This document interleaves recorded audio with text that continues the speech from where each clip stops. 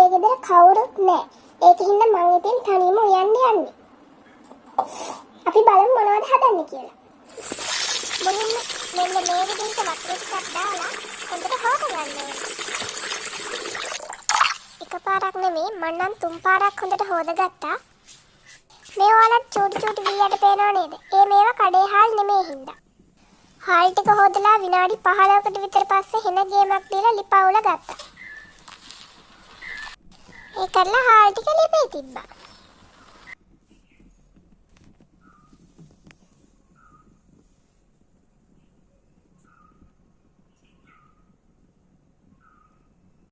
දැන් මං අලබැදුමක් හදන්නයි යන්නේ.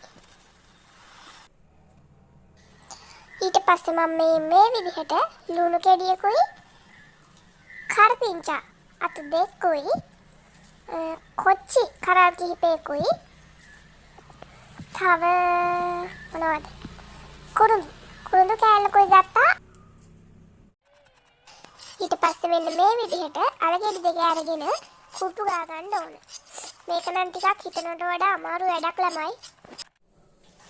ඊට පස්සේ මේ තියන්නේ මම ලස්සනට සුද්ධ කරගත්ත අල ටික. ඒකලා සුද්ධ කරගත්තු අල ටික මේ විදිහේ පොඩි කෑලි වලට කපා ගන්න ඕන. ලොකුවට කපා ගන්න එපා නැත්නම් හොඳට බැදෙන්නේ. මේ බලන්නකො මං අමාරුවෙන් මේ කෑලි ටික කපා ගන්න විදිහ.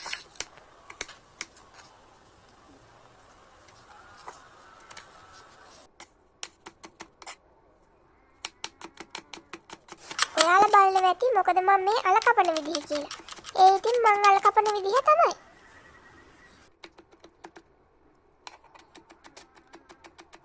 ඔයාලා කැමති විදිහට අල ටික කපාගෙන මෙන්න මේ විදිහට සුදු ලුණු ටිකකුත් පොඩි කෑලි වලට කපා ගන්න. මං ඉස්සල්ලා ගත්ත බඩු ටිකේ පෙන්නෑවේ නෑ සුදු ලුණු ගත්තා. ඒ වුණාට මං දැන් ගත්තා මට ඉස්සල්ලා ගන්න අමතකුයි. ඊට පස්සේ මේ විදිහට මිරිස් කෑලි ටිකකුත් කපලා දාන්න. මං නම් ඉතින් වැඩි සරකන්නේ ඒ වුණාට ගෙදර අනිත් අය කනවනේ. ඒක නිසා මං දැම්මා. ඒත් එක්කම එකට ලුණු ගෙඩියකුත් පොඩිවට කපාගෙන දාගන්න.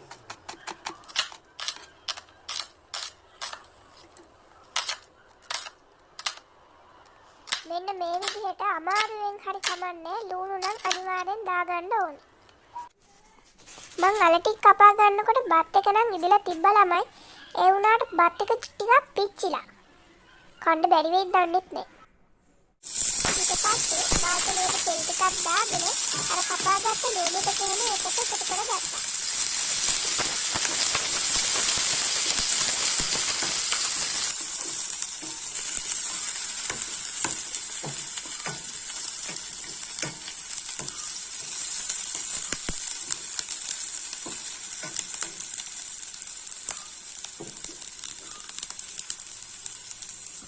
ඊට පස්සේ අර බැදගත්ත අල ටික ඒ බාජරේටම දාගෙන ඒකට ලුණු ටිකකුයි 3-5 ටිකකුයි දාගත්තා.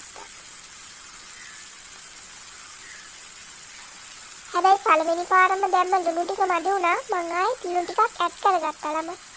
ඒකල්ලා මෙන්න මේ විදිහට වහලා අලේක හොඳට තැම්බෙනකම් තිබ්බා. ඉතින් අදට මං උයලා ඉවරයි. බායි.